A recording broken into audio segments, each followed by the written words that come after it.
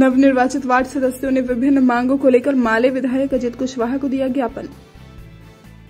जगदीशपुर प्रखंड के इसाढ़ी में वार्ड सदस्यों द्वारा अपने विभिन्न समस्याओं से विधायक को अवगत कराते हुए ज्ञापन सौंप वार्ड सदस्यों के विभिन्न मांगों को विधानसभा में उठा उसके निराकरण का अनुरोध किया। वहीं माले नेता सह डुमरांव विधायक अजित कुशवाहा ने वार्ड सदस्यों को उनसे जुड़े मांगों को विधानसभा में उठाने के प्रति आश्वस्त करते हुए सदैव ही साथ होने का भरोसा जताया।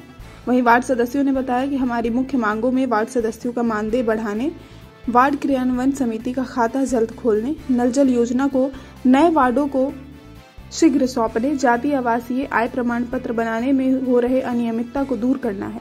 उक्त सभी मांगों के निराकरण के लिए वार्ड सदस्य लगातार संघर्ष कर रहे हैं।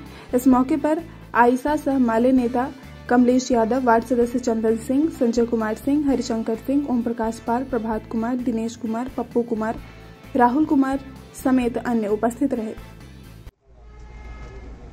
आज वार्ड सदस्यों ने मुझे आवेदन दिया है और इनका कहना है कि इनका जो वेतन भत्ता है, जो भत्ता मिलता है सरकार की ओर से, वो लंबे समय से बढ़ाया नहीं गया है, वो बढ़ाने की मांग कर रहे हैं। अभी तक जो है राशि सरकार की तरफ से, जबकि 6 महीना से ज़्यादा हो गया चुनाव हुए, अभी तक वार्ड सदस्यों और सचिवों के का जो ज्वाइंट खाता होता है उसमें अभी तक कोई राशि नहीं भुगतान की गई। पूर्व के वार्ड सदस्यों के ही खाते का संचालन अभी तक किया जा रहा है, जो काफ़ी अनियमित है।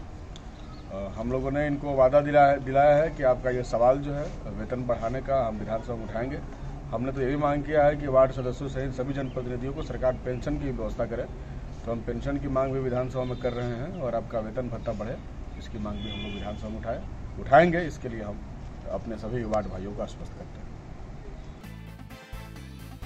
भोजपुर न्यूज के लिए जगदीशपुर से अभिषेक हर्षवर्धन की रिपोर्ट।